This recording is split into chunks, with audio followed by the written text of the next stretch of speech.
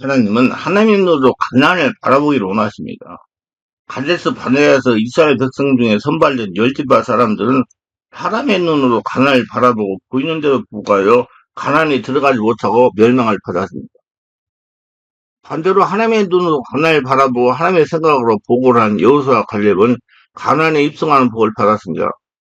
하나님은 하나님의 눈으로 세상을 바라보는 사람을 통하여 하나님의 나라를 이 땅에 이루어지기를 소원하십니다. 저는 영생이란 하나님의 뜻이 하늘에서 이루어진 것처럼 이 땅에서 자신의 현재 생존 가운데 하나님 나라를 가져오는 것이라고 생각합니다.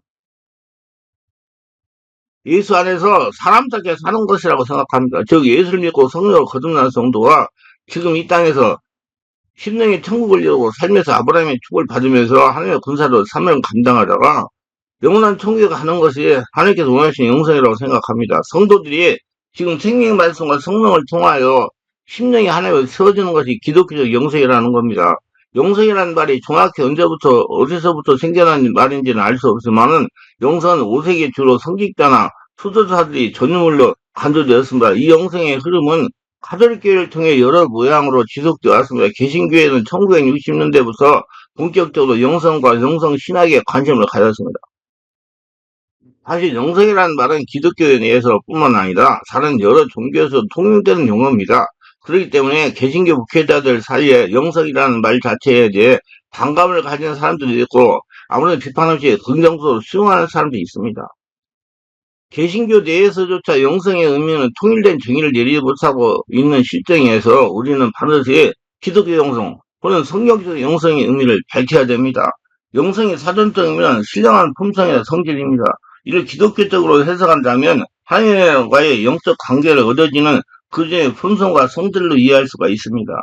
그렇다면 영성이라는 용어에 대한 성경적 죄는 이렇습니다. 첫째, 기독교 영성은 복음을 드러냅니다. 복음은 성령으로 충만히 이해할 수가 있기 때문에 이와 같이 정의는 기독교와 다른 종교를 구분하여 가장 적절한 표현일 것입니다. 기독교 영성은 단순히 종교적인 행위나 마음 자세를 의미하는 말이 아닙니다.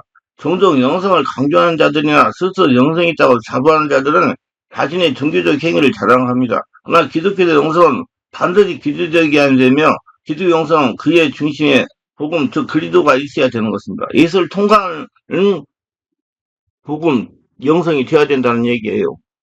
복음을 위한 영성이래야말로 우리가 추구해야 할 영성입니다. 기독교 영성의 중심에는 겸손이 있어야 되며 자신이 드러나는 것이 아니라 복음이 드러나야 됩니다. 예수가 드러나야 된다는 얘기예요. 복음을 통해서 자신이 하나님의 인격과 성품으로 변해야 된다는 말입니다. 그래서 영성은 개인의 인격이 하나님의 형상으로 바뀌는 겁니다. 영성은 하나님과의 직접적인 영적 관계를 통해 얻게 되는 신앙적 삶의 특정한 태도나 행동이 나타나는 것이라고 정의할 수 있습니다. 영적 관계는 성령의 시기와 성령의 역사를 말하는 것입니다. 개인이 영성을 얻기 위해서는 무엇보다도 성령 세례받고 성령 충만의 사건이 선행되어야 한다는 말입니다. 다시 말해 성령의 역사를 통해 특정한 형식의 하나님 체험이 특정한 형태의 삶의 모습으로 나타나야 된다는 얘기예요. 살아있는 성령 역사가 여러분을 장하게 해야 하나님 원하는 영성, 하나님과 친밀해진 영성으로 바뀔 수가 있다는 얘기입니다. 성령 역사 없이는 진정한 영성을 추구할 수가 없습니다. 성령을 통과해야 돼요. 성령이 이끌어가게 해야 돼요. 성령을 체험하여 사람의 마음 안에 계시는 성령께서 이성과 육체를 장악해야 하나님의 영성으로 변화될 수 있기 때문이다. 반드시 성령의 역사가 일어나야 됩니다. 성령의 역사 없이는 성도가 하나님의 영성으로 바뀌거나 나타낼 수가 없습니다. 그런 면에서 불교나 유교, 기타 종교에서 추구하는 영성은 진정한 영성이 아니라는 것입니다. 반드시 영성은 생명 말씀과 성령을 통해서 성령 역사가 일어나야 하나님의 인격과 성품으로 변할 수가 있는 것입니다. 왜 그러냐? 성령은 5차원의 추산적인 하나님이기 때문에 하나님 날 점령해야 하나님의 성품으로 바뀔 수가 있는 거예요. 일반적인 경건의 훈련만을 통해서는 하나님과 교통하는 영성을 개발할 수가 없습니다. 하나님은 디모데후서 3장 5절에서 이렇게 말씀하십니다.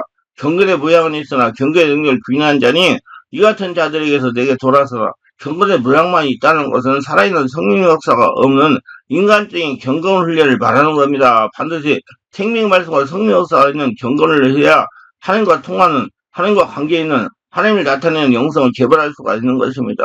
땅의 사람이 하나님과 통할 수가 없습니다. 육이 하나님과 통할 수 없어요. 반드시 육은 죽고 성령으로 예수를 태어나야 하나님과 통할 수가 있습니다. 반드시 성령으로 거듭난 영성만이 하나님과 통할 수가 있는 것입니다.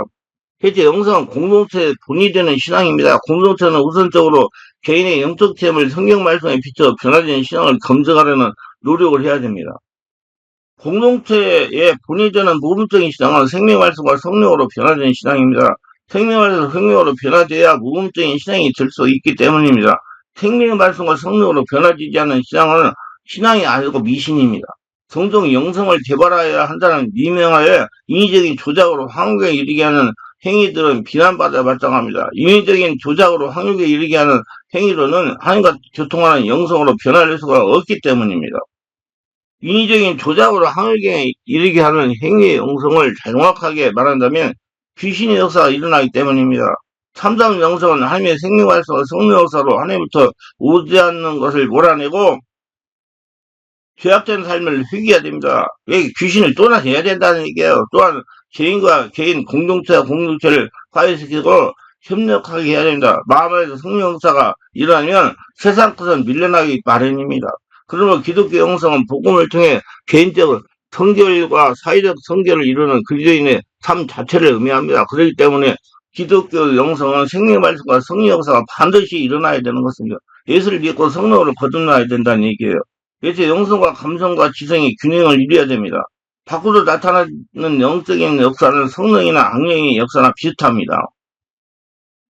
그래서 분별력을 가져야 되면 하나님께서도 고린도서 11장 4절 만일 누가 가서 우리에게 전파하지 않은 다른 예수를 전파하거나 혹은 너희가 받지 아니한 다른 영을 받게 하거나 혹은 너희가 받지 아니한 다른 복을 받게 할 때 너희가 잘 용납하는구나 그걸 말씀하십니다. 우리나라 영성을 위해 고쳐야 할 것이 있습니다. 무조건 기도 많이 해야 영성이 개발되는 걸 아는 것입니다. 무조건 기도만 강조합니다. 기도를 많이 해서 무엇인가 신령한 것을 보면 영성 있는 것으로 이해를 합니다. 환상을 본다든지 음성을 듣는다든지 기도하면서 진동을 한다든지 하면 영성이 깊은 것으로 믿어버립니다. 근데 영성은 기도를 많이 한다고 영성이 깊어지는 것이 아니라는 것이요. 반드시 영성은 지성과 감성의 균형이 잡혀야 되는 것입니다. 즉 생명의 말씀을 바르게 알고 성령으로 깨닫고 성령 역사를 바르게 느끼면서 영성을 추구해야 된다는 것입니다. 온몸이 할례라가 되게 해야 된다는 거요. 지성입니다. 우리는 늘 지성과 감성의 조화와 균형에 대해 얘기지만 막상 그것이 뭐냐 물어보면 막막해합니다. 지성과 감성에 대해서 건강하게 정의내지 못한다면 실천은 불가능한 것입니다. 그래서 지성과 감성이 무엇이냐에 따라서 이야기를 하려고 합니다. 지성은 편견 없이 보고 분별할 수 있는 능력입니다. 지성은 어떤 영적인 현상에 대해 어떤 말씀을 기초로 하여 일어나는 현상이고 어떤 영적인 존재가 일으킨 역사인지 어떤 영적인 원리를 적용했는지 자신에게 분별하여 영적인 선상 전체를 통합적으로 볼 수 있는 줄 아는 것입니다. 말씀에는 영적 원리가 있어요. 모든 말씀은 말씀 안에서 나와야 됩니다. 모든 영성은. 그럼 영성은 성령으로 되는 거예요. 그 성령으로 진리를 깨달아야 되는 거예요. 지성이 편견 없이 보고 분별하기 위해서는 말씀을 지식을 성령으로 습득해야 됩니다. 하지만 단순히 성경적인 지식을 많이 습득한다고 지성적이 되지 않습니다. 지금까지 많은 사람들이 지성을 지식인 양으로 여겼습니다. 그러나 지성을 쌓기에 책을 많이 넣어줬다 했다고 생각하고 양이 키워지면 질적인 변화가 일어났다고 말하는 것입니다. 이것이 교회도 들어와서 성경을 많이 읽어야 한다고 해서 100독을 했느니 150독을 했느니 하면서 영적인 성경실을 쌓기 위해 노력을 했습니다. 성경 공부가 교회 프로그램의 중요한 부분을 차지했습니다. 물론 성경 공부도 많이 해야 합니다. 그런데 성경 공부가 되면 지성이 될 수가 없다는 것입니다. 공부가 되면. 지성은요, 성령으로 말씀을 깨닫게 해야 돼요. 말씀을 삶에 적용한 체험으로 터득된 지성, 성령으로 깨달은 말씀이 되어야 된다는 것입니다. 예수님 공생의 시간 동안 현장 중심의 훈련을 하셨습니다. 체험으로 지성을 개발하기 위해 그렇게 하신 것입니다. 기독교는 체험의 종교입니다. 그런데 저분들은 진리의 말씀을 무시하고 경전의 훈련만 해 강조하는 것입니다. 일부 목회자는 아예 진리의 말씀을 뒤로하고 기도만 영성만을 중요하게 생각합니다. 그래서 저는 유튜브에다가 말씀 많이 설계해서 올려놓습니다. 그거 듣고 우리 교회에 와서 현장에서 말씀에 따라 적용하면서 성령으로 온몸 기도를 하라고요. 그래가지고 지성과 감성이 함께 가는 사람이 되라고. 이렇게 함으로 말씀에 검증 없이 영성을 나타내고 인간적인 감성이 나타내는 것입니다. 그런데 영성과 감성의 성령의 역사와 귀신 역사가 비슷합니다. 귀신 역사의 영성으로 훈련을 해도 역사가 일어나기 때문에 속는다는 겁니다. 제가 그동안 성령치유 사역을 25년이 넘도록 하면서 체험받아는 성령 역사와 귀신 역사를 비교해보면 유사한 점이 많이 있다는 겁니다. 성령도 영입니다. 귀신도 영입니다. 신이에요, 둘 다. 그렇기 때문에 바른 말씀의 지성으로 숙성된 분별이 없으면 유혹 땅이 14입니다. 욥기에 보면 사단도 하늘에서 불인을 얘기 했습니다. 사단도 불인을 얘기 한 사람은 지성을 가지고 교회나 기도원이나 치유센터의 영적인 역사를 보면 문제가 있다는 금방 알아차릴 수가 있습니다. 저는 항상 성도들에게 영적인 것을 진리를 바르게 알고 믿고 행하라고 분별합니다. 반드시 왜 어떻게를 가지고 식별해야 됩니다. 비슷하기 때문에 모르면 당하는 겁니다. 많은 성도들이 예배나 집회에 참석하여 영적인 역사가 일어나는 모두가 다 성령께서 역사하는 줄을 알고 받아들입니다. 저도 몇 년 전에 모두 성령의 역사인 줄 알았어. 그러나 진리의 말씀을 수동된 지성을 사용하여 성령치유 집회를 인도하면서 하나하나 잘못된 역사가 보이기 시작을 했습니다. 우리가 바르게 알고 넘어가야 할 것은 기독교 성령 체험의 종교 혼합적이자 신비의 현상 가운데 하나인지 아니면 정말 기독교 성령 임재 현상인지를 성경의 증언에 기초해 분석할 필요가 있다는 것입니다. 영적인 면에 무대한 일부 교회는 성령 임재 현상과 귀신의 강세, 무당 신재림 현상을 면박히 구분하지 못하고 그대로 수용하고 있는 것이 사실입니다. 반드시 분별하여 치워야 됩니다. 그래야 성도들이 바른 신앙으로 바르게 기도하여 하나님과 친밀하게 지내는 깊은 영성으로 개발하고 바뀌어서 하나님과 친밀하게 지낼 수 있습니다. 성경적 영성은 그 본질은 예수 안에서 성령으로 이루어지며 그 부분은 영에 있으며 영의 인격 관기관인 마음을 통해 작용하는 것으로 사람들의 삶에 원동력을 부여해주며 전인격적인 행동을 하도록 도와주는 모든 활동입니다. 하나님을 말씀에 순종하며 그분의 형상을 회복하는 그들의 삶 전체가 성장적인 영성입니다. 그리고 예수님과 같이 변화되는 것을 목적으로 합니다. 반면 삼위 중의 영혼은 살아있는 사람의 영혼이 아니라 죽은 사람의 영혼이며 삼위 중은 그 영혼에 대해 신에 대한 두려움을 갖고 신을 숭배하는 사상을 갖고 있습니다. 신에게 잘 보이기 위해서 열심을 내고 자신의 문제를 신에게 해결하려고 성령이 발휘돼도 비는 겁니다. 더 나아가서 자인을 숭배하는 정령사상을 가지고 있어 사모님적 영성은 다신론적이며 범신론적입니다. 즉 초인적 존재에 대한 기둥 화부의 욕구를 충족시키는 것이 사모님적 영성입니다. 결국 사모님적 영성은 전능계의 삶에 초점을 두는 성경적인 영성과는 완전히 다르다는 걸 알아야 됩니다. 성경적 영성은 사람답게 사는 거예요. 하나님 나라가 돼서 하나님의 은혜 가운데 하나님의 복을 거둬들이며 사는 것을 말합니다. 성경이 나타난 성령처럼 현상의 특징은 권능, 능력, 예언, 환경, 재능, 지혜, 방언, 환상, 세미한 음성, 장소의 진동, 급하고 강한 바람 같은 소리 등으로 나타납니다. 오늘날 신비적 성령운동의 현상들로 넘어진 웃음, 짐승의 소리, 괴성, 불, 환영 등을 들 수가 있습니다. 신비적 성령운동의 이런 현상은 성경에 보여주는 성령성의 현상들과 분명히 다릅니다. 그리고 이런 체험을 했어도 전형적이 변하지 않는 것이 특징입니다. 제가 그동안 성령 치유 사역을 하면서 성령으로 기도를 하게 하고 안수 사역을 한 결과 성령 역사로 인해서 이러한 현상을 일으키는 흉측한 것들이 모두 떠나간다는 겁니다. 성도에서 모두 떠나가니 이런 현상이 더 이상 일어나지 않고 사람이 온유한 사람으로 바뀌더라는 얘기입니다. 그리고 이런 현상을 일으키는 것은 귀신입니다. 그리고 짐승의 소리와 괴성 등으로 나타나는 신비적 성령의 현상들은 사무엘의 강신체에서 보이는 공포스러운 몸짓, 짐승의 소리, 목소리 변화, 강도적 발작 등과 유사합니다. 이런 많은 말씀을 바르게 적용하여 바른 체험을 한 사역자만이 구별할 수 있습니다. 많은 임상적인 경험을 해봐야죠. 말씀을 적용해가지고. 이렇게 균맥일정하는 역사를 일부 사역자와 영성만 추구함으로 지성이 발전되지 않아서 분별하지 못하고 있다는 겁니다. 그래서 저는 이런 것들이 일어나면 글을 써라. 써가지고 말씀에 비춰봐라. 틀린가 맞는가. 그렇게 많이 강조를 합니다. 감성입니다. 감성은 자기 욕구와 감정을 그대로 있는 그대로 느낄 수 있는 능력입니다. 능력 역사를 몸으로 나타내는 것입니다. 이렇게 몸으로 나타내는 것이 감성인데 반드시 특성된 지성의 말씀 안에서 일어나야 한다는 겁니다. 그렇지 않으면 썩는다는 거예요. 쓰러진 현상의 예를 들어 설명합니다.